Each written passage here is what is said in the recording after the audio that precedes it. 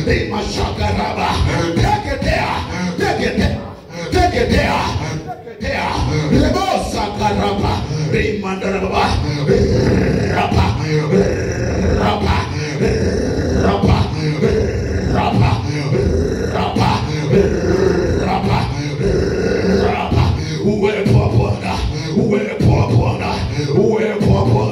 Uwepo wa Bwana uvuke na wewe.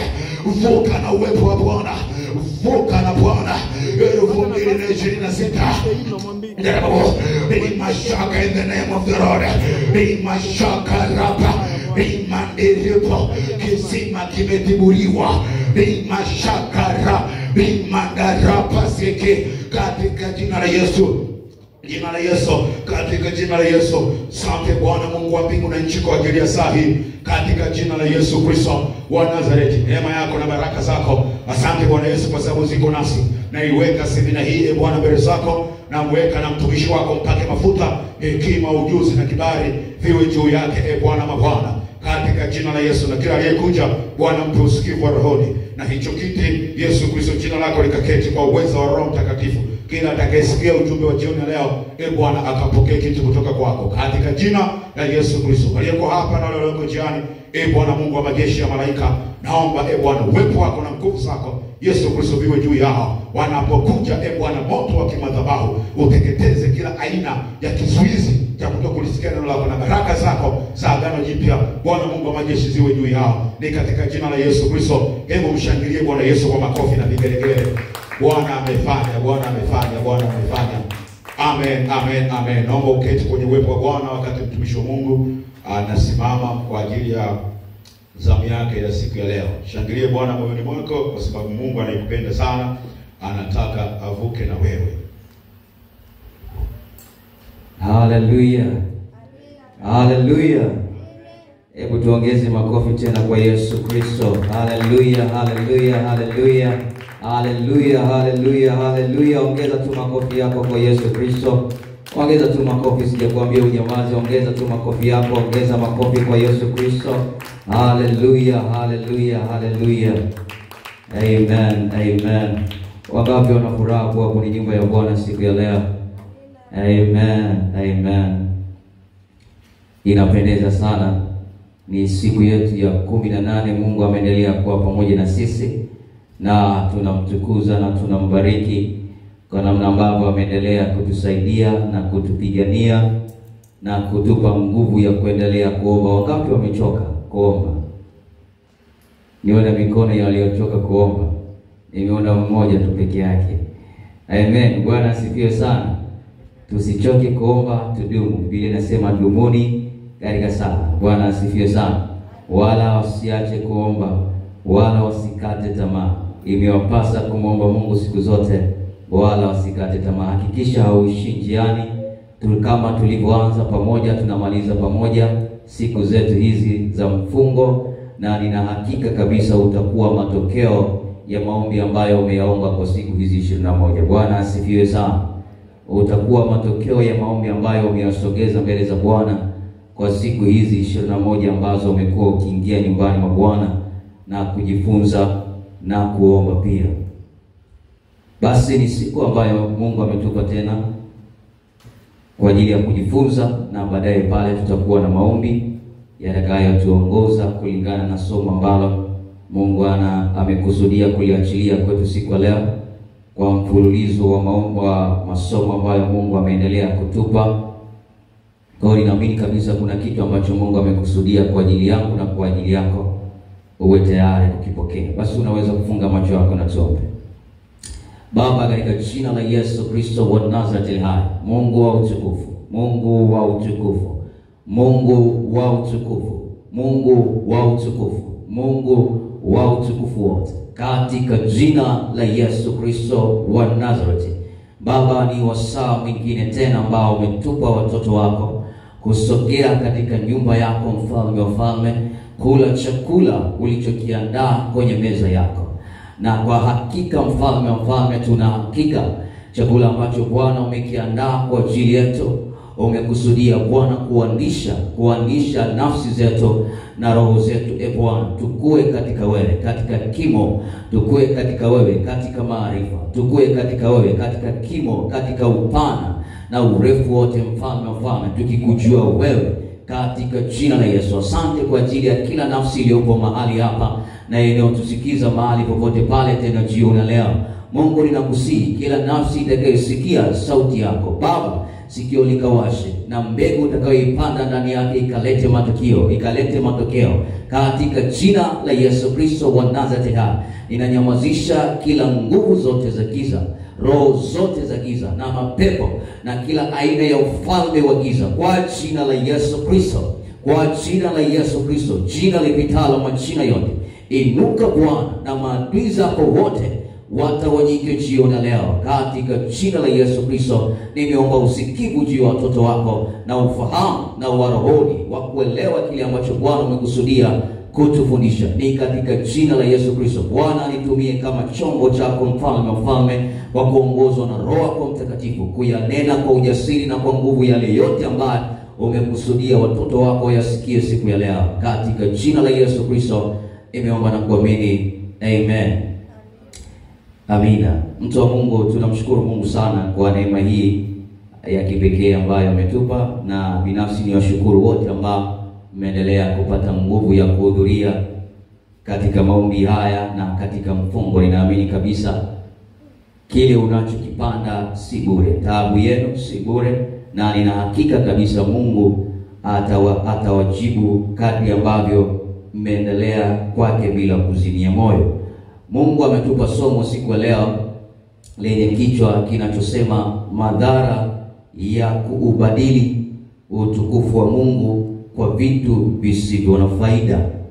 Madhara ya kuubadili utukufu wa Mungu kwa vitu visivyo na faida.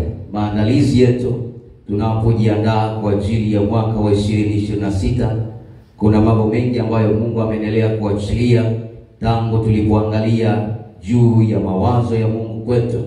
Tumeangalia uwezo wa Mungu uletao mabadiliko, lakini siku ya leo, katika siku hizi mbili, Mungu amekusudia kututahadharisha juu ya madhara yanayoweza kutokea pale ambapo tutaubadili utukufu wake kwa vitu visivyo na faida, na unapoelekea mwaka wa 2026. Kitabu cha Yeremia sura ile ya 2 na mstari wa 11 itakuwa ni andiko letu la msingi ambalo tutasimama hapo kwa kipindi kirefu kujifunza kile ambacho Mungu anataka tukione siku ya leo. Kitabu kile cha Yeremia, na kama umefika hapo, kitabu cha Yeremia sura ile ya 2, kitabu cha nabii Yeremia sura ile ya 2 na mstari ule wa 11. Lakini tutapitia takribani mistari kadhaa katika sura hii ya 2 na maeneo tofauti ya Biblia. Biblia inasema, je, taifa wamebadili miungu yao ingawa sio miungu? Je, taifa wamebadili miungu yao ingawa sio miungu? Lakini watu wangu wameubadili utukufu wao kwa ajili ya kitu kisicho na faida. Lakini watu wangu wameubadili utukufu wao kwa ajili ya kitu kisicho na faida. Madhara ya kuubadili utukufu wa Mungu kwa vitu visivyo na faida. Ndicho kichwa cha somo ambacho Mungu ametupa. Kitabu cha Yeremia sura ya 2 na mstari wa 11. Kitabu cha Yeremia sura ya 2 na mstari wa 11. Nakuomba utege sikio lako kwa makini kabisa kile ambacho Mungu amekusudia ukipokee siku ya leo, kwa kadiri ambavyo Roho Mtakatifu atakufundisha na kukuelekeza na kukufunulia kile ambacho anataka kusema na sisi jioni ya leo. Ni muhimu sana ukawa na daftari lako la kuandika, Biblia yako na kalamu yako pia. Kichwa cha somo hiki, mkazo upo kwenye maeneo hasa kwenye eneo la kwanza, madhara, ndivyo mkazo uliopo hapo, kwa sababu kuna kitu ambacho anataka Mungu kutufundisha. Lakini utaona kuna mambo makubwa matatu hapa: madhara, alafu utukufu wa Mungu, alafu vitu visivyo na faida. Madhara, utukufu wa Mungu, alafu vitu visivyo na faida. Madhara, utukufu wa Mungu, alafu vitu visivyo na faida. Kwa hiyo Mungu anataka tuone madhara ya kubadili utukufu wake kwa vitu visivyo na faida. Na ni tahadhari kwetu sisi tunapofanya maandalizi kuingia mwaka wa 2026, kama kijana, kama binti, kama mtumishi, kama mama, kama kanisa. Kwetu sisi anataka kututahadharisha madhara yanayoweza kutokea pale ambapo tutaubadili utukufu wake kwa vitu visivyo na faida.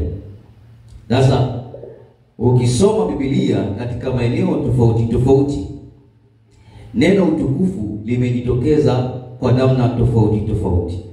Sasa ninataka mimi na wewe tuwe na tafsiri moja ambayo itatupeleka, lakini kwa kuangalia tofauti tofauti ya maana utukufu. Nimejaribu kutafuta kwa namna tofauti tofauti. Kwa lugha ya Kigiriki neno hili lina uwanda mpana sana wa maana.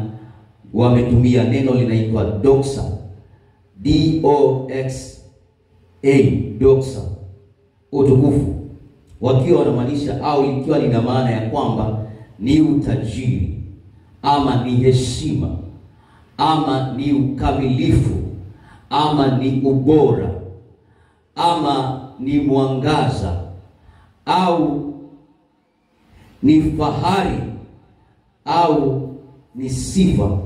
Lakini mwishoni wamesema ni uwepo wa Mungu. Bwana Yesu asifiwe. Kwa kile ambacho mkidaka, neno hili lina uwanda mpana wa maana: heshima, au ukamilifu, au ubora, au mwangaza, au fahari. Wali mwingine ni sifa, au toshelevu, au udhihirisho. Lakini mwishoni wametumia kitu kinachoitwa uwepo wa Mungu. Bwana asifiwe sana. Bwana asifiwe. Hilo ndio neno maana ya utukufu kwa maeneo mbalimbali katika Biblia, kwa jinsi ambavyo linatumika. Hebu tuone kwenye kitabu kile cha Yohana, Injili ya Yohana sura ile ya 17. Injili ya Yohana sura ile ya 17, tuangalie Yesu anazungumza nini hapa, alafu tupate maana inayoeleweka kwetu sote. Bwana Yesu asifiwe. Kitabu cha Injili ya Yohana sura ile ya 17 na mstari wa 5, Biblia inasema, mimi nimekutukuza duniani. Injili ya Yohana sura ile ya 17 na mstari wa 5, Yesu anazungumza na Baba yake, anasema, mimi nimekutukuza duniani hali nimeimaliza kazi ile ulionipa niifanye.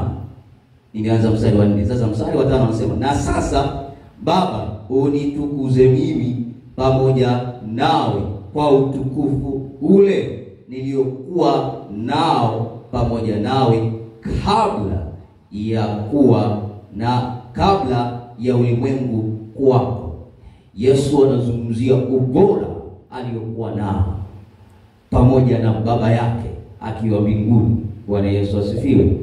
Anazungumzia ukamilifu aliokuwa nao pamoja na Baba yake akiwa mbinguni. Asa kitabu cha Wafilipi sura ile ya 2, kitabu cha Wafilipi sura ile ya 2 na utaka ule mstari wa 7, kuna kitu mtumishi wa Mungu Paulo anakizungumza hapo, akijaribu kufunua pia anapozungumzia kitu kinachoitwa utukufu, lakini akizungumzia hali ya Yesu Kristo. Anasema hivi kwenye kitabu kile cha Wafilipi sura ya 2 na mstari wa 7, Biblia inasema hivi, bali alijifanya kuwa hana utukufu. Takao lione hilo neno. bali alijifanya kuwa hana utukufu, akatwaa namna ya mtumwa, akawa ana mfano wa wanadamu. Bwana Yesu asifiwe. Maana yake Mtume Paulo anatuonesha wakati Yesu ameshuka ulimwenguni, alijivika hali ya utumwa, aliuvua utukufu aliokuwa nao mbinguni pamoja na Baba yake, ambao anausema kwenye kitabu cha Injili ya Yohana sura ya 17. Anamwambia Baba, mimi nimekutukuza, na sasa unitukuze mimi pamoja nao kwa utukufu ule niliokuwa pamoja nao pamoja na wewe tukiwa mbinguni. Kwa hiyo anaonesha ubora au ukamilifu wa Mungu, ubora au ukamilifu wa Mungu au pamoja na yeye wakiwa mbinguni. Bwana Yesu asifiwe. Lakini ukiangalia kwenye kitabu kile hicho cha Yohana, Injili ya Yohana sura ile ya 4, sura ya pili na mstari ule wa 11, kuna kitu Yohana anakizungumza hapo juu ya kitu kinachoitwa utukufu.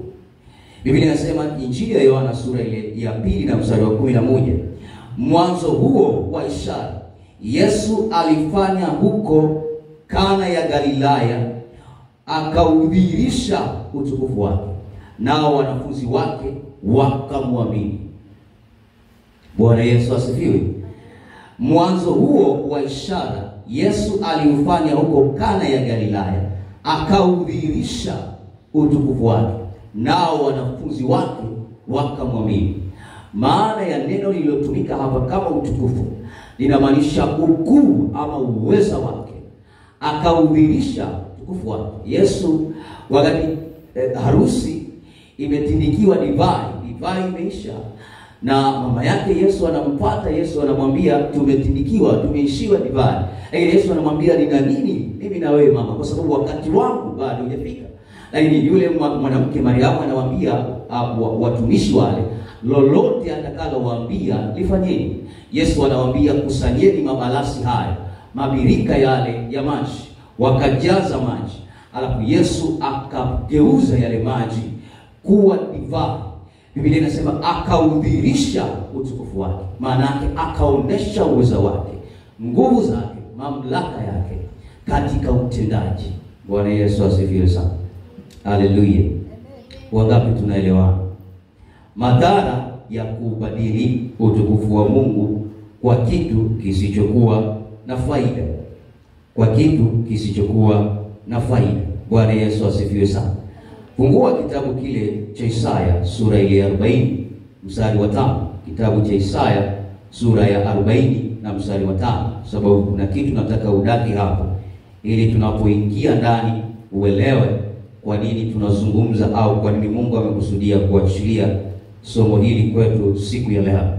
Biblia inasema hivi kwenye kitabu kile cha Isaya sura ya 40 na mstari wa 5, na utukufu wa Bwana utafunuliwa, na wote wenye mwili watauona pamoja, kwa kuwa kinywa cha Bwana kimenena haya.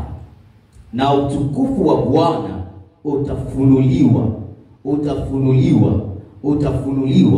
na utukufu wa Bwana utafunuliwa. Kumbuka tafsiri ya maneno ambayo nimekupa unapozungumzia kwa lugha hii ya Kigiriki, kwa namna wameita doxa, ina maana tofauti. Utukufu ikimaanisha uwepo wa Mungu, ikimaanisha ukuu wa Mungu, ikimaanisha udhihirisho wa Mungu, ikimaanisha utajiri wa Mungu, ikimaanisha ubora wa Mungu, ikimaanisha sifa za Mungu, mwangaza wa Mungu, fahari ya Mungu, utoshelevu wa Mungu. Maneno haya. Kwa hiyo unapoingiza hapa, Biblia inasema na utukufu wa Bwana utafunuliwa, na watu wote watauona. Kwa hiyo unaweza kusema na utukufu au utoshelevu wa Bwana, utajiri wa Bwana. Unaweza kusema ukuu wa Bwana, fahari ya Bwana itafunuliwa, na watu wote watauona. Bwana asifiwe sana. Nikupe andiko la mwisho, kitabu kile cha Ufunuo sura ile ya 21 na mstari wa 23 kama sijakosea. Kitabu kile cha Ufunuo sura ya 21 na mstari wa 23. Muangalie maneno yanayosema hapo katika Biblia. Biblia inasema katika kitabu kile cha Ufunuo sura ile ya 21 na mstari wa 23, na mji ule hauhitaji jua wala mwezi kuangaza, kwa maana utukufu wa Mungu hutia nuru, na taa yake ni mwana-kondoo. Na mji ule hauhitaji jua wala mwezi kuangaza, kwa maana utukufu wa Mungu hutia nuru, na taa yake ni mwana-kondoo. Inaingia kule tunazungumzia uwepo wa Mungu au mwangaza wa Mungu. Bwana Yesu asifiwe. Sasa tafsiri ambayo ninataka tuondoke nayo wote kwa pamoja kulingana na somo sasa, rudi kwenye kitabu kile cha Yeremia sura ile ya 2 na mstari wa 11. Tutaangalia hapo vitu kadhaa kwa muda ambao Mungu ametupa. Kitabu kile cha Yeremia sura ya 2 na mstari ule wa 11. Angalia kitu Yeremia anazungumza, na kwangu imekuwa rahisi kuyazungumza haya kwa sababu ya somo ambalo tumekuwa nalo Jumatatu, Jumanne mpaka siku ya jana. Yako mambo mengi ambayo mtumishi wa Mungu aligusa, wakati hiyo akawa amenirahisishia namna ambavyo ninaweza kupita siku ya leo. Biblia inasema katika kitabu kile cha Yeremia sura ya 2 mstari wa 11, je, taifa wamebadili miungu yao ingawa sio miungu? Lakini watu wangu wameubadili utukufu wao kwa ajili ya kitu kisicho na faida. Yeremia katika wakati huu, sawa na mtumishi alivyotupitisha kipindi cha nyuma hapa, anazungumza juu ya taifa la Yuda, anazungumza juu ya Israel, hasa hapa akiwa anaelekeza maneno haya juu ya taifa la Yuda, wakati ambao akiwakumbusha kuanzia sura hii ya 2 mstari wa 1 mpaka wa 5 unaonesha namna gani ambavyo Yuda alikuwa mwaminifu kwa Mungu wake. Sema, Yuda alikuwa mwaminifu kwa Mungu wake. Yeremia anaonesha namna ambavyo Yuda walikuwa waaminifu kwa Mungu wao, na walipokuwa waaminifu manake walimwamini Mungu wao, walikuwa na imani kwa Mungu wao, walimtegemea Mungu wao, walimwishia Mungu wao, walimwabudu Mungu wao, walikuwa mwaminifu kwa Mungu wao. Lakini ikafika wakati uaminifu wao kwa Mungu wao ukavunjika, wakayaondoa matumaini yao kwa Mungu, wakaondoa kumtegemea Mungu, wakaondoa kumwabudu Mungu, wakapeleka matumaini yao kwenye vitu vingine. Bwana Yesu asifiwe. Ndipo ambapo Yeremia sasa anazungumza na taifa la Yuda, kuwakumbusha Israel namna ambavyo walikuwa waaminifu kwa Mungu wao, yule Mungu ambaye aliwatoa Misri katika nchi ile ya utumwa kwa zaidi ya miaka 430 wamekaa kule, na akawatoa kwa mkono wenye nguvu kwa kumpiga Farao mapigo 10, lakini zaidi akawapitisha katikati ya bahari, akawapa chakula mana wakiwa jangwani, maji wakiwa jangwani, akawapigania dhidi ya maadui zao wakiwa jangwani, lakini akawaingiza zaidi sana katika nchi ya ahadi ambayo Mungu alimwaidia Ibrahim. Watu hawa wakamshika Mungu, lakini ukafika wakati wakausahau uaminifu wa Mungu, wakamwacha Mungu ambaye ndiye aliwasaidia mambo yote haya. Kwa hiyo si tu watu, makuhani, manabii, viongozi wote wakamwacha Mungu wao. Kwa maana hiyo wakadharau ajabu za Mungu alizozitenda kwenye maisha yao, wakati wakiwa bado hawawezi kufanya jambo lolote. Bwana Yesu asifiwe sana. Wakati tunajifunza siku hizi zilizopita, mtumishi wa Mungu alitupitisha kwenye kitabu cha Yeremia sura ya 13 na mstari 23. Je, mkushi aweza kujibadili ngozi yake, au chui kubadili madoa yake? Maana yake ulifika wakati Yuda na Israel wanamtegemea uwezo wao kwenye kufanya mambo, wanategemea maamuzi yao kwenye kuamua mambo, wanategemea hekima zao, wanategemea nguvu zao, wanategemea mali zao, zaidi sana wanawategemea watu wengine zaidi ya Mungu wao. Ndio maana hapa sasa Yeremia anawakumbusha, anawaambia hivi kwa kinywa cha Bwana. Yeremia anazungumza hii, anasema mstari wa 11, je, taifa wamebadili miungu yao? Anataka kutuuliza, ingawa sio miungu. Umeona wapi, kwa swali ambalo tunaweza kujiuliza kwa sasa hivi, umeona wapi mataifa wakabadili miungu wanayoiamini kuabudu kitu kingine? Ndicho ambacho Yeremia anataka kututafakarisha hapa, tuone. Umeona wapi mataifa wana miungu yao, wakaiacha miungu yao, wakaja kumwabudu Mungu wako? Ndicho Yeremia anawatafakarisha wana wa Israeli. Anasema ijapokuwa si miungu, lakini hawajaiacha hiyo miungu yao. Ni miungu ambayo haisemi. Tumepitisha kwenye maombi hapa. Unaona, Mungu Dagoni ni miungu ambayo haisemi. Ina macho lakini haioni, ina masikio lakini haisikii, ina miguu lakini haiendi, ina mikono lakini haifanyi kazi, ina koo, ina chochote kile lakini hainusi. Miungu ambayo ni mfu, huwezi kuitegemea. Ndicho ambacho Mungu anauliza kwa kinywa cha Yeremia. Umesikia wapi taifa limemwacha Mungu wake, limeiacha miungu yake na kuiabudu miungu mingine? Kuna mabadilishano ya namna gani yamewahi kutokea kwenye taifa lolote? Taifa likamwacha Mungu wake unayemwabudu, alafu kaenda kuabudu Mungu mwingine. Ndicho ambacho Mungu anauliza juu ya taifa la Yuda. Bwana Yesu asifiwe sana. Kwa sababu watu hawa walifanya mabadilishano. Sasa mabadilishano haya ambayo Mungu anayatamka yanaonekana ni mabadilishano yasiyo na faida. Soma tena, rudia huo mstari wa 11. Anasema, je,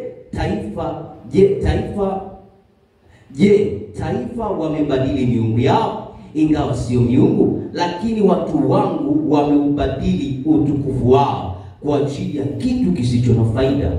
Maana yake wamemwacha Mungu wao, wameubadili utukufu, wamebadilishana.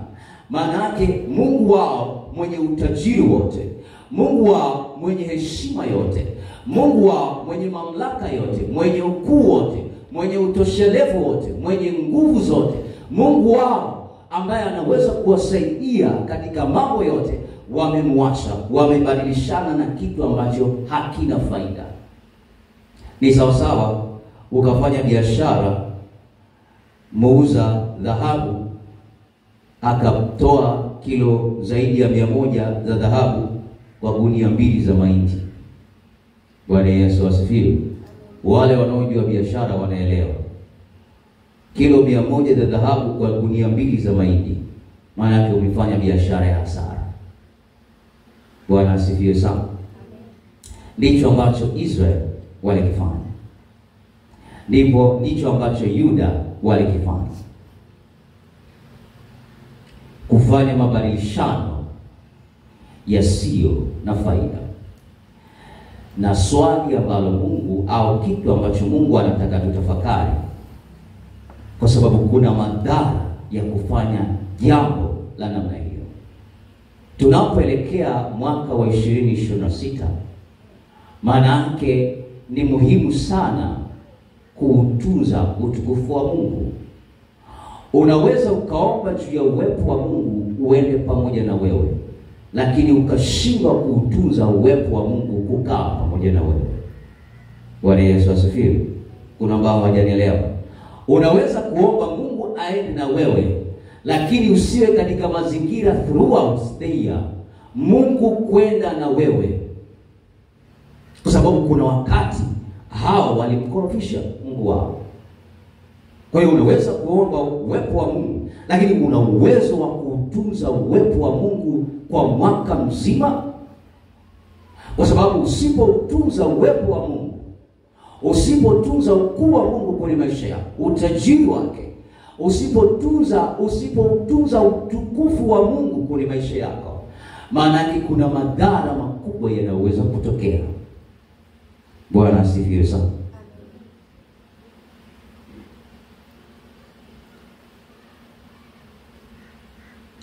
Sasa unaweza kuniuliza, hivi vitu visivyo na faida ni vitu vya namna gani? Ngoja tusome sasa kuanzia mstari wa 12 mpaka wa 13, alafu tutapozi hapo tuone kitu ambacho Roho Mtakatifu anataka kutufundisha hapo. Biblia inasema kitabu hicho cha Yeremia sura ile ya 2 mstari wa 11. Sasa tunasoma mstari wa 12 na mstari wa 13. Biblia inasema hivi: enyi mbingu, staajabuni kwa ajili ya jambo hili, mkaogope sana na kuwa ukiwa sana, asema Bwana, kwa maana watu wangu hao wametenda maovu mawili.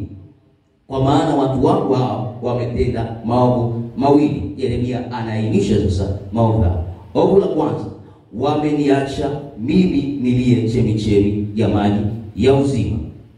Ovu la pili, wamenichimbia mabirika ya vujayo yasiyoweza kuweka maji. Madhara ya kubadili utukufu wa Mungu kwa vitu visivyo na faida. Unaona, Yeremia anazungumzia hapa maovu ambayo Israeli wameyafanya mbele za Mungu wao, kitu ambacho kimeubadili utukufu wao, kitu ambacho kinaonesha wameubadili utukufu wao, wameubadili utukufu wao. Nadhani labda tunaweza tukaelewana vizuri hapa. Nikupe kitu kimoja hapo, utanielewa vizuri. Soma tena kitabu hicho cha Yeremia sura ile ya 19, sura ya 2 mstari wa 19, alafu tutasoma tena kitabu hicho cha Yeremia sura ya 2 na mstari wa 32. Kuna kitu nadhani unatakiwa udaki hapa ili tuende kwa pamoja. Biblia inasema hivi: uovu wako mwenyewe utakurudi. Yeremia sura ya 2 mstari wa 19. Uovu wako mwenyewe utakurudi, maasi yako yatakukaribia. Ujue basi ukaone ya kuwa ni jambo baya sana na uchungu kuwa umemwacha Bwana Mungu wako, na ya kuwa moyoni mwako hamna kumhofu, asema Bwana wa majeshi. Alafu soma tena kitabu hicho cha Yeremia 2:32. Yeremia 2:32. Biblia inasema, je, mwanawali aweza kusahau mapambo yake, au bibi harusi mavazi yake? Lakini watu wangu wamenisahau mimi kwa muda wa siku zisizo na hesabu. Je, mwanamwali aweza kusahau mapambo yake, au bibi harusi mavazi yake? Lakini watu wangu wamenisahau mimi kwa muda wa siku zisizo na hesabu. Kwa hiyo maana yake, nafikiri utakuwa umekwisha kunielewa sasa.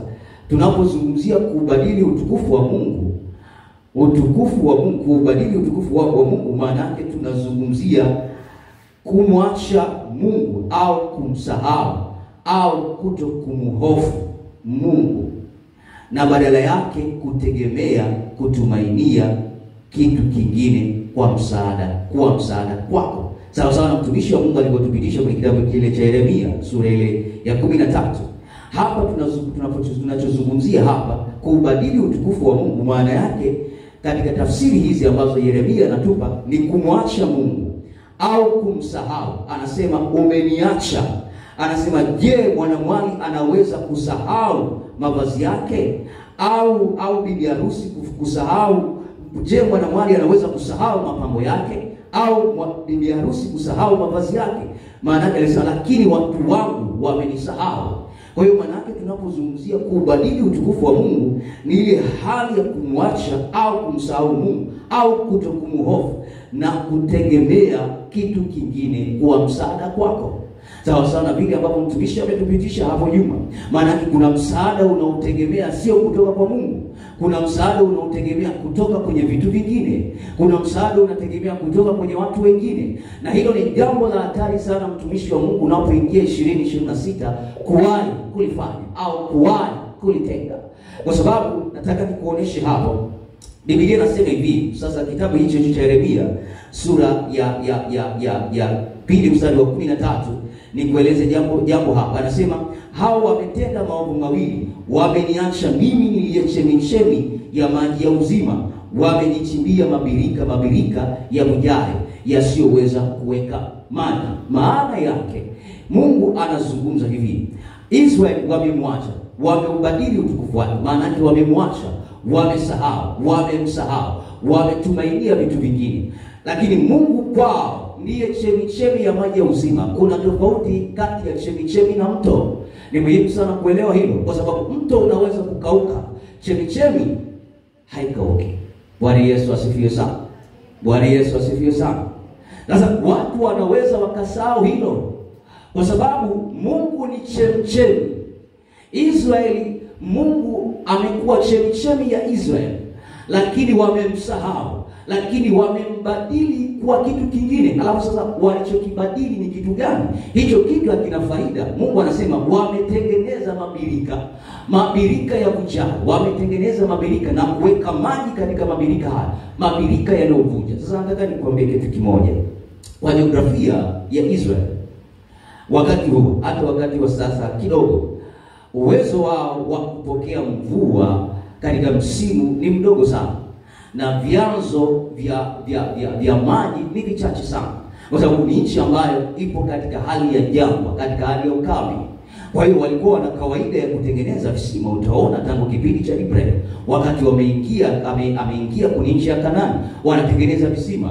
Kina Esau, kina Isaka, kina Yakobo wanatengeneza visima ambapo pia walikuja kuvikuta pia wakati wa Yesu. Okay, visima hivi vilikuwa ni kwa ajili ya kuhifadhi maji.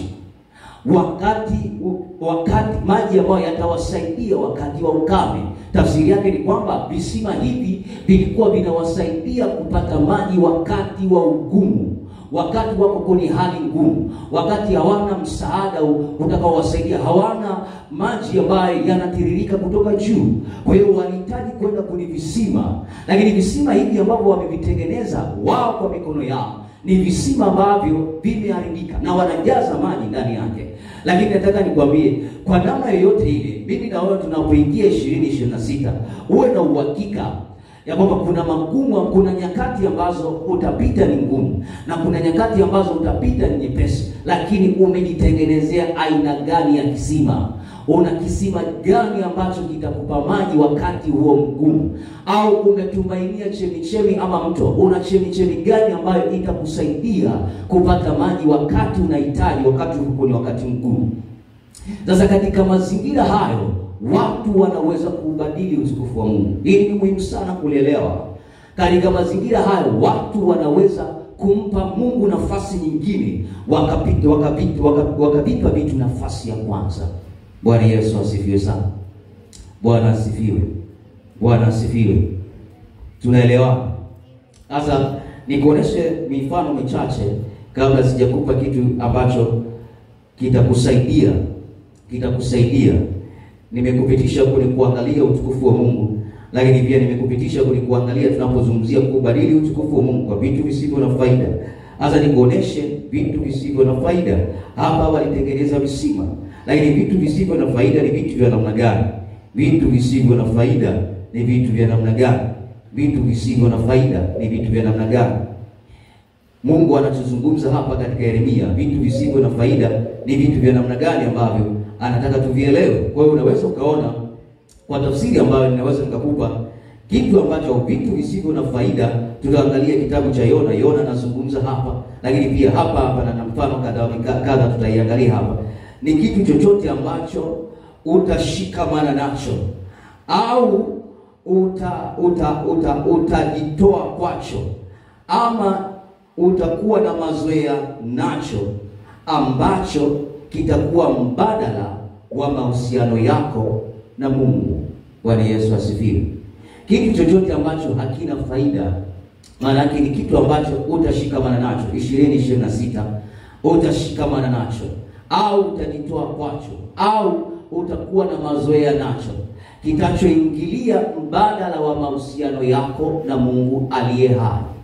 Hicho ndicho kitu ambacho Yeremia anakizungumza hapa. Kitu kisicho na faida, hakiwezi kukuokoa, hakiwezi kukusaidia kuwa msaada wakati wa uhitaji wako. Ndicho ambacho anachokizungumzia Yeremia. Lakini umeambatana nacho, lakini umekishika, lakini umekizoea, lakini hakina msaada kwako, hakina manufaa kwako, hakina faida kwako. Wengi wanaweza wakaambatana na hivyo vitu 2026 kama hautajua madhara ya kuambatana na vitu vya namna hiyo. Bwana Yesu asifiwe sana. Kwa sababu itakupeleka kwenye kubadili utukufu wa Mungu kwenye maisha yako na kutumainia vitu vingine. Vinaweza vikawa ni fedha. Fedha ni nzuri na ni ya muhimu sana, lakini isikufanye wewe kubadili utukufu wa Mungu. Inawezekana ni starehe, inawezekana ni dunia hii. Biblia inasema watu wakiipenda dunia sana kuliko kumpenda Baba. Wakiipenda dunia, kumpenda Baba hakumo ndani yao. Kwa nini? Kuna vitu wamevipa nafasi ndani ya mioyo yao. Kwa hiyo ni muhimu sana kujua kitu ambacho kinaweza kuwa mbadala, intermediate, kikawa mbadala wa mahusiano yako na Mungu. Sasa ujue kitu chochote kinachokuwa mbadala kati ya mahusiano yako na Mungu, ni hicho kitu maana yake kinavunja mahusiano, kinadhoofisha mahusiano, kinafanya utukufu wa Mungu unaondoka kwako.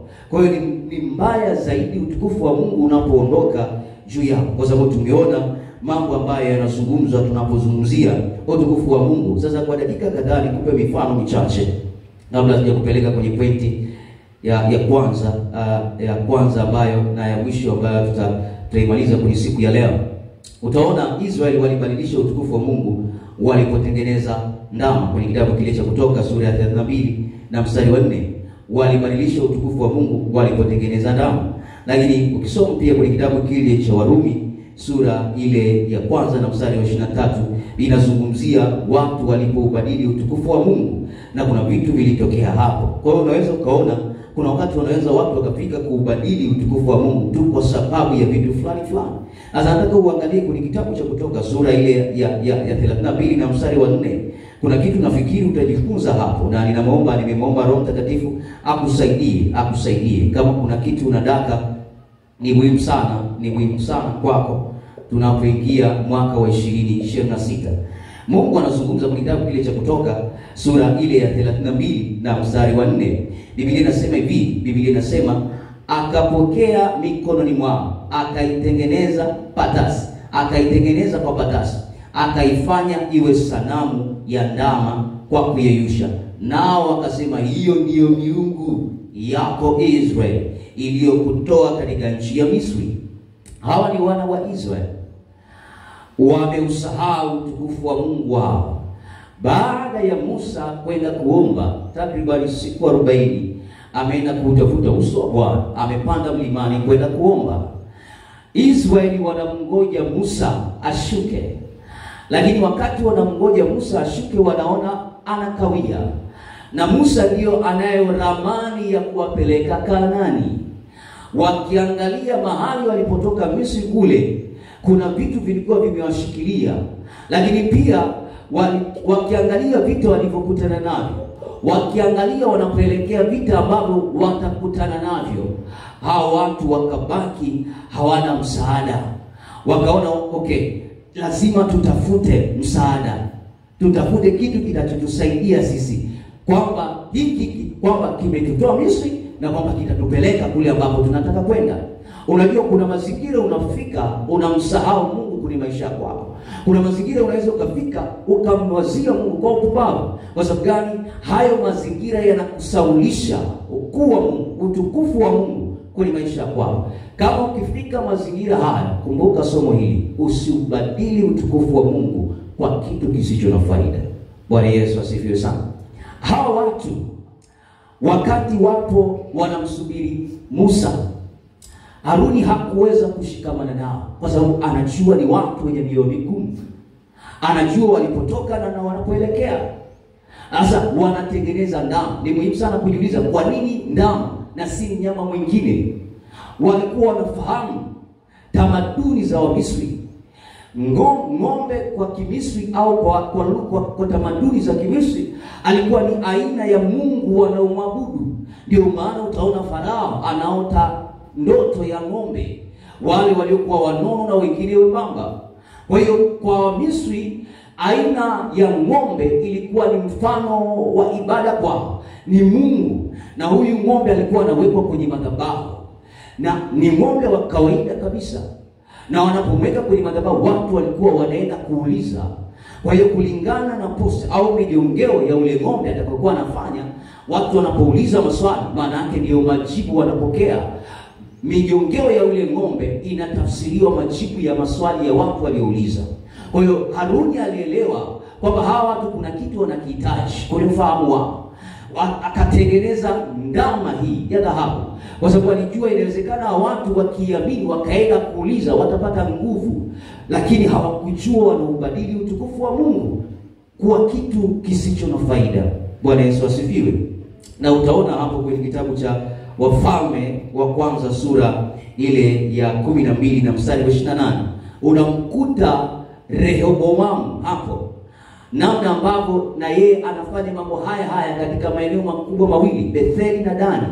Anatengeneza ng'ombe kuweka kuwa mbadala wa mahusiano ya Mungu na watu wao, watu wakaabudu. Kumbuka wakati taifa la Israeli limegawanyika kwa upande wa kaskazini, falme upande wa kaskazini na upande wa kusini.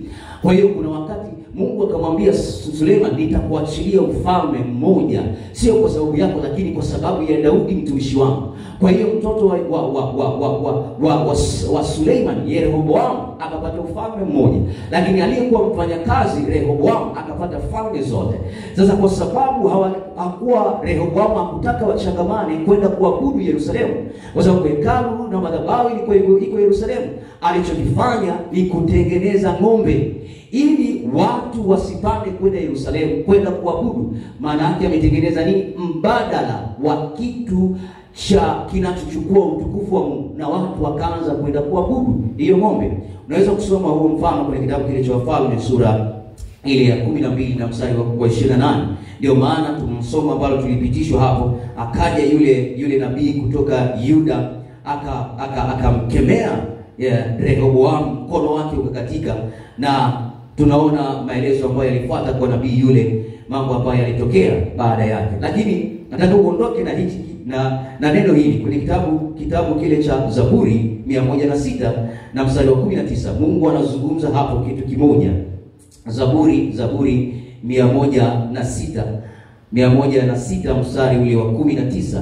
Kuna kitu Mungu anazungumza hapo kwa mfano huo, lakini utakusaidia kukuongezea kitu. Zaburi 106 mstari wa 19, mstari wa 19 na mstari wa 20. Biblia inasema hivi: walifanya ndama huko Herebu, maana ni kule Sinai, wakasujudu sanamu ya kuyeyuka, wakaubadili utukufu wao kwa mfano wa ng'ombe mla majani. Maana walitengeneza mbadala wa kitu kisicho na faida, badala ya utukufu wao, Mungu wao kuwa sehemu ya maisha yao, wakakitumainia hicho kitu. Lakini sasa mstari wa 16 wa kitabu cha Kumbukumbu la Torati, alafu tuingie kwenye kitu ambacho ninataka tukione kwa siku ya leo, kitakusaidia na kitanisaidia na mimi tunapoingia 2026. Kitabu kile cha Kumbukumbu la Torati sura ile ya 19 na mstari sura ya 9 na mstari wa 16. Kuna kitu Musa anawakumbusha hawa watu ambalo ni muhimu na sisi tukajikumbusha. Anasema, nikaangalia, kitabu cha Kumbukumbu la Torati sura ile ya 9 na mstari wa 16. Nikaangalia na tazama, mlikuwa mmefanya dhambi juu ya Bwana Mungu wenu, mmefanya ndama ya ng'ombe ya kusubu, mmekengeuka upesi katika njia aliyoamuru Bwana. Mmekengeuka upesi katika njia aliyoamuru Bwana. Hili ni jambo ambalo tutaliomba pale mwishoni. Nimekupa hili kwa sababu uanze kulitafakari kuanzia sahihi. Unaona watu hawa walipofanya ndama, Mungu anawaambia mmefanya ndama ya ng'ombe wa kusubu, mmekengeuka upesi katika njia aliyoamuru Bwana. Ni jambo la kutisha sana utapokengeuka katika njia ambayo amekusudia kukuamuru Bwana 2026. Ni muhimu sana uchunge kuto kukengeuka katika njia ambayo Mungu amekusudia kukuamuru 2026, kwa sababu kuna madhara yake, kwa sababu kuna matokeo yake, kwa sababu kuna mambo ambayo yanaweza kukugharimu. Kama ni kijana, yanaweza kugharimu ujana wako. Kama ni binti, yanaweza kugharimu binti wako. Mama yakagharimu familia yako. Baba yakagharimu familia yako. Mtoto, mtumishi yakagharimu mtumishi wako. Kwa sababu gani? Umekengeuka kwenye njia aliyokuamuru Bwana. Umeweka mbadala Kwa hiyo umegeuza utukufu wa Mungu kwenye maisha yako. Bwana Yesu asifiwe sana. Bwana Yesu asifiwe sana. Sasa madhara haya nimeyaweka katika maeneo makubwa mawili. Sasa tuangalie dhara la kwanza la kiroho ambalo linaweza kupata utakapobadili utukufu wa Mungu kwa kitu kisicho na faida. Dhara la kwanza la kiroho. Kesho tutaangalia dhara la pili kwa jinsi nyingine. Kwa sababu ya muda ni kupitu haya machache. Yapo madhara mengi, lakini nitakuonesha leo dhara moja. Dhara la kwanza la kiroho unapobadili utukufu wa Mungu kuwa kitu kisicho na faida. Bwana Yesu asifiwe. Dhara la kwanza, unakuwa na maisha ya kiroho yasiyo na uhai na yasiyofaa. Utanielewa. Kesho nitakupitisha kwenye Yeremia pale utaona. Lakini hapa nataka nikuoneshe sehemu nyingine ya upande wa Biblia. Unakuwa na maisha ya kiroho yasiyo na uhai na yasiyofaa. Bwana Yesu asifiwe. Fungua kitabu kile cha Zaburi 115 mstari wa 8. Kuna kitu utakiona hapo. Kitabu kile cha Zaburi 118 mstari 115 mstari wa 8. Zara la kwanza, unapobadili utukufu wa Mungu kuwa mfano wa kitu kisicho na faida, unakuwa na maisha ya kiroho yasiyo na uhai na yasiyofaa. Zaburi 115 na mstari wa 8. Biblia inasema hivi. Zaburi 115 na mstari wa 8. Tusome hapa. Biblia inasema wazifanyao watafanana nazo, kila mmoja anayezitumainia. Pigia mstari hilo kwa Biblia yako kama una kawaida ya kufanya hivyo. Wazifanyao watafanana nazo, kila mmoja anayezitumainia. Sasa anazungumza nini? Rudi kuanzia mstari wa 3. Biblia inasema hivi, lakini Mungu wetu yuko mbinguni, alitakalo lolote amelitenda. Sasa mstari wa 4 ndio kitu ambacho ninataka ukione mpaka mstari wa 7. Sanamu zao ni fedha na dhahabu, kazi ya mikono yao, kazi ya mikono ya wanadamu.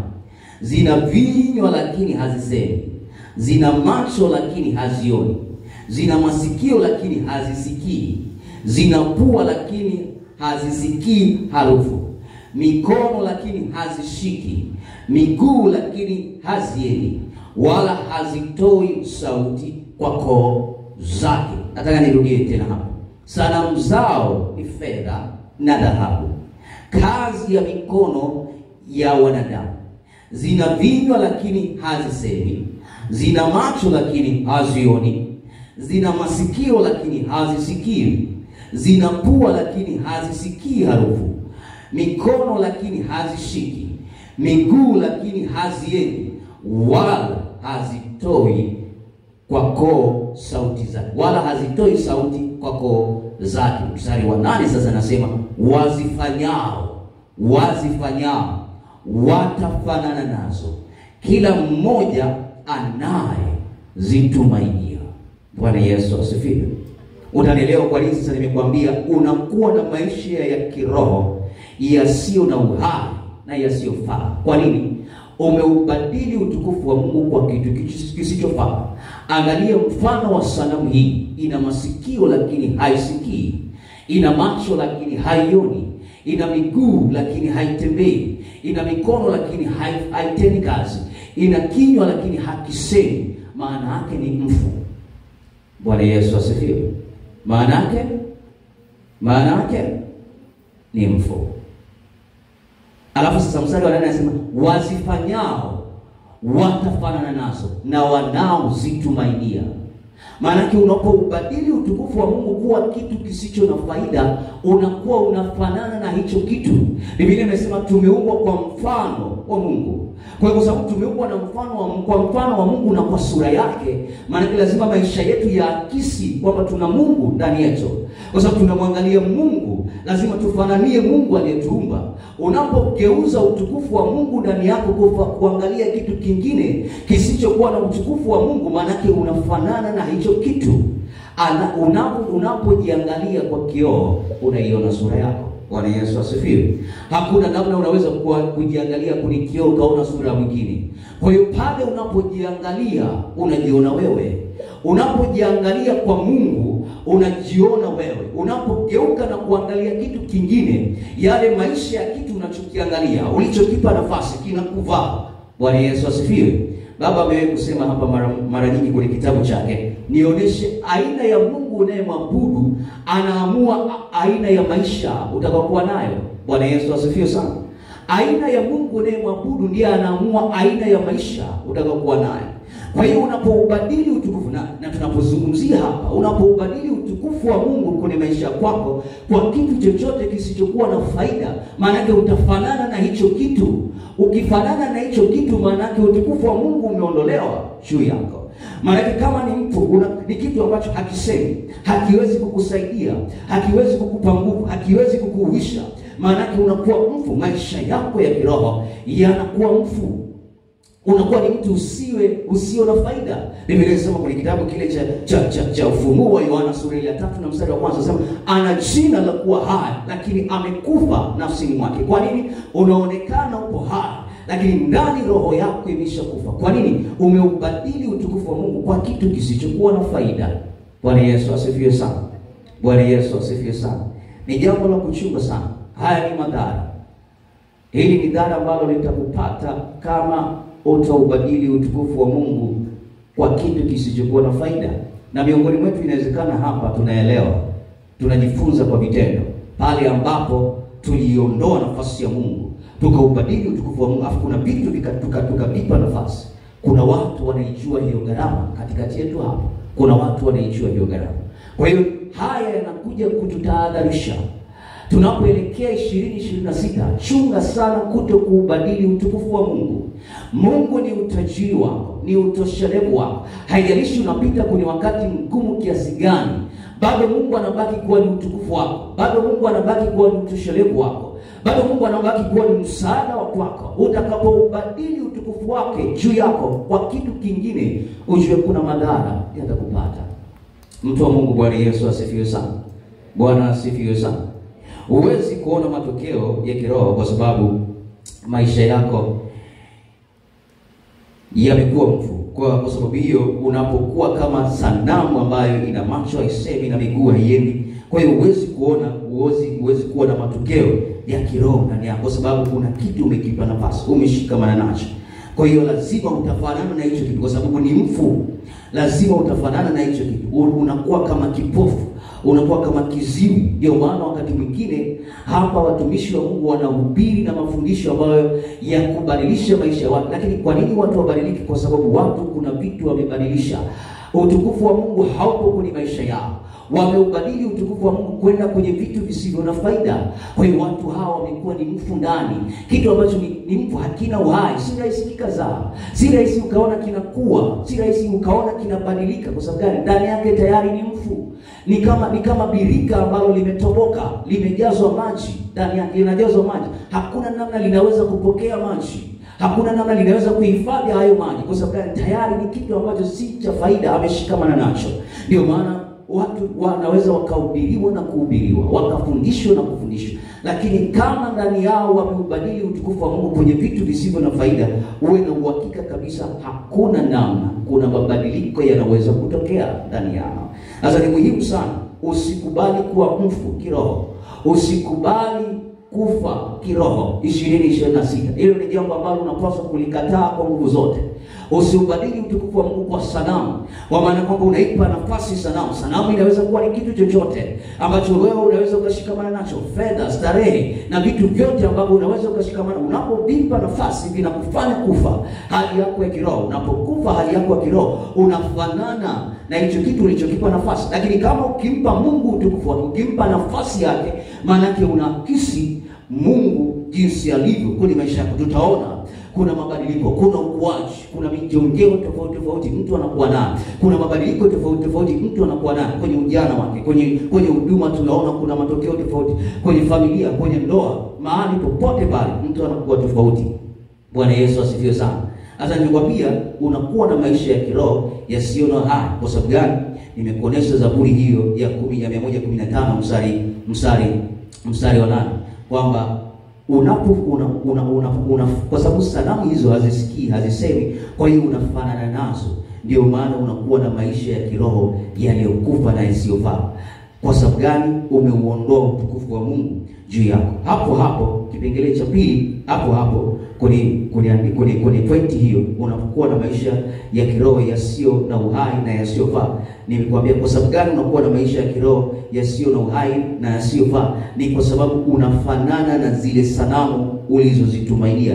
Unafanana na vile vitu ambavyo umevitwa mbadala wa Mungu kwenye mahusiano yako kati ya wewe na Mungu. Kwa hiyo unafanana kama ni vitu ambavyo havina faida, maana yake na wewe ndani yako unakuwa na hali ya kutokuwa na faida. Ni vitu ambavyo ni mfu, ndani yako unakuwa ni mfu. Kwa hiyo hakuna matokeo tutakayoyaona ya kiroho. Lakini kwa nini pia unakuwa ni mfu na unakuwa na maisha ya kiroho yasiyo na faida? Angalia kwenye kitabu kile cha Warumi sura ile ya 1 na mstari wa 24. Sasa nikupe hiyo ikusaidie. Kwa nini unakuwa na maisha ya kiroho yasiyo na faida? Kwa sababu Mungu atakuacha ufuate tamaa ya moyo wako na uchafu. Nitakuonesha hapo kwenye kitabu cha Warumi. Kwa nini unakuwa na maisha ya kiroho ambayo hayana uhai wala yasiyo na faida au yasiyofaa? Kwa sababu umeubadilisha utukufu wa Mungu. Mungu atakuacha ufuate tamaa ya moyo wako na uchafu. Mungu atakuacha ufuate tamaa ya moyo wako na uchafu, kwa sababu tu umeubadili utukufu wake. Naye anakuacha ufuate, unakuwa na maisha ya kiroho yasiyo na uhai na yasiyofaa. Kwa sababu gani? Mungu unapoubadili utukufu wake anakuacha ufuate tamaa ya kwako. Sasa tusome kile kitabu cha Warumi sura ya 1, nina hakika itakusaidia. Warumi sura ya 1 na mstari wa 23 na 24. Na hakika hapo kuna kitu utajifunza. Kitabu cha Warumi sura ile ya 1 na mstari ule wa 24, wa 23 na 24. Biblia inasema hivi: wakaubadili utukufu wa Mungu asiye na uharibifu kwa mfano wa sura ya binadamu aliye na uharibifu, na ya ndege na ya mnyama na ya vitambaa. Acheki Mungu anachokifanya. Kwa ajili ya hayo Mungu aliwaacha katika tamaa za mioyo yao wafuate uchafu, hata wakavunjiana heshima miili yao. Bwana Yesu asifiwe. Unapofika hatua Mungu amekuacha ufuate tamaa yako, uwe na uhakika ni hatua ambayo Mungu ukifika sehemu mzazi anasema nimemwachia Mungu kwa mtoto, hiyo haili baraka, ni laana. Bwana Yesu asifiwe. Maana yake ameamua kukaa pembeni, akuache ufanye unavyoweza. Kwa hiyo Mungu unapobadili utukufu wa Mungu juu yako, unajikuta unakuwa mfu ndani yako na unakuwa hauna matokeo yanayozalishwa ndani yako. Kwa sababu gani? Unafanana na sanamu zile ulizozitumaini. Lakini pia Mungu anakuacha ufuate tamaa yako mwenyewe na uchafu.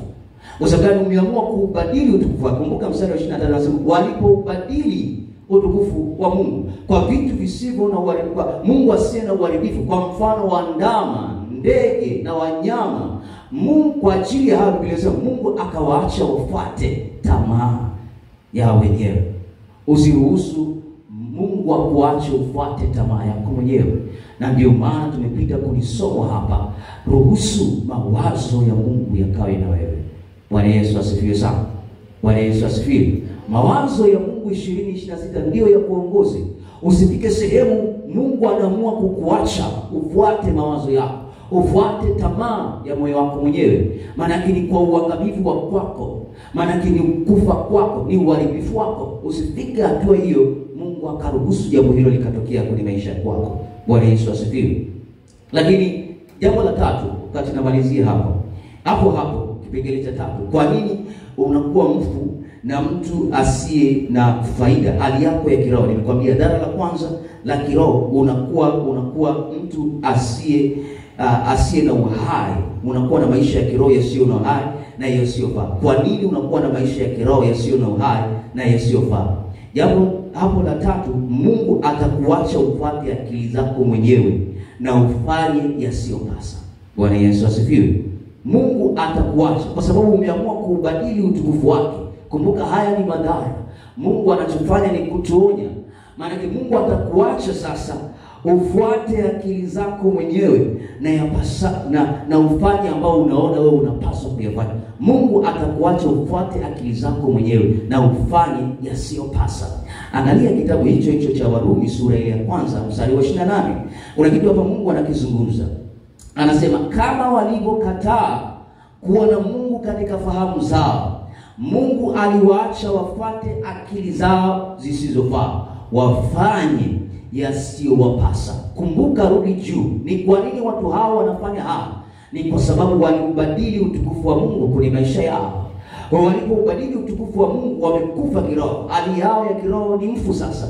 Hakuna uhai, hakuna matokeo, hakuna namna wanaweza wakamfanania Mungu. Mungu anawaacha wapate akili zao, wapate fahamu zao wenyewe, wafanye yasiyofaa. Sasa ukisoma kuanzia mstari wa 29 mpaka wa 32, utaona haya matendo yasiyofaa. Kama ni mojawapo ya kwako, unaweza ukayafanya na kuingia 2026. Sasa angalia Biblia inasemaje, mstari wa 29. Mungu walipokataa Mungu katika fahamu zao, Mungu aliwaacha wafuate akili zao zisizofaa, wafanye yasiyopasa. Sasa Biblia inasema wamejawa na udhalimu wa kila namna, uovu na tamaa na ubaya, wamejawa na husuda na uuaji na fitina na hadaa, watu wa nia mbaya, watu wa kusengenya, wenye kusingizia, wenye kumchukia Mungu, wenye jeuri, wenye kutakabari, wenye majivuno, wenye kutunga mabaya, wasiowatii wazazi wao, wasio na ufahamu, wenye kuvunja maagano, wasiopenda jamaa zao, wasio na rehema, ambao wakijua sana hukumu ya haki ya Mungu, ya kwamba wayatendayo hayo yamestahili mauti, wanatenda hayo, wala si hilo tu, bali wanakubaliana na hao watendao. Ni mbaya sana kuingia kwenye mkumbo huu, kwa sababu unapobadili utukufu wa Mungu kwa vitu visivyo na faida, Mungu atakuacha ufuate akili zako na ufahamu wako mwenyewe. Kwa hiyo utajikuta hata kile ambacho si sahihi kwako kitakuwa kinafaa na utakifanya. Kwa nini? Ufahamu wako tayari hauwezi kumwelekea Mungu, yeye aliye chemchemi ya uzima kwenye maisha yako. Bwana Yesu asifiwe sana. Bwana Yesu asifiwe sana. Bwana asifiwe. Madhara ya kubadili utukufu wa Mungu kwa vitu visivyo na faida. Madhara ya kubadili utukufu wa Mungu kwa vitu visivyo na faida. Simama kwa miguu yako.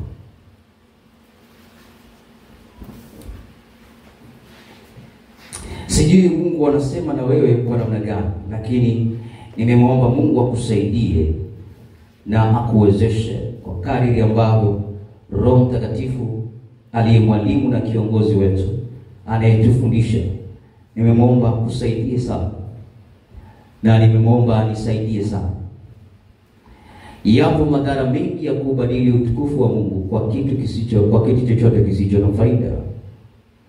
Kwa hiyo Mungu akusaidie na Mungu akuwezeshe mtu wa Mungu unapoingia 2026. Hili somo likae kwenye kichwa chako, chochote kile unachotaka kukifanya, kwa sababu kuna madhara utapobadili utukufu wa Mungu kwenye maisha yako. Sasa ombi ambalo natamani tuende mbele za Bwana, kitabu kile cha Kumbukumbu la Torati sura ya 9 na mstari wa 16. Biblia inasema walipofanya ndama ya kusubu, walikengeuka katika njia ambayo Bwana aliwaamuru. Maana yake waliubadili utukufu wa Mungu kwenye maisha yao. Sasa hatutamani tubadili utukufu wa Mungu kwenye maisha yetu tunapoelekea 2026. Bwana Yesu asifiwe. Hebu inua mikono yako juu, alafu tuombe kwa pamoja. Na kwa nini tunaomba kwa pamoja? Sisi ni kanisa. Popote pale ambapo mmoja wetu itatokea ameubadili utukufu wa Mungu, iwe rahisi sisi kuombeana na kusaidiana. Kanisa halipaswi kusemana. Kanisa halipaswi kuhukumiana. Linapaswa kuonyana, kusemana na kusaidiana. Watu wa uliokovu wamshie wao, watembee katika njia ya haki, hatimaye waurithi ufalme wa milele. Bwana Yesu asifiwe. Sema Bwana Yesu. Bwana Yesu. Bwana Yesu. Asante kwa neno lako.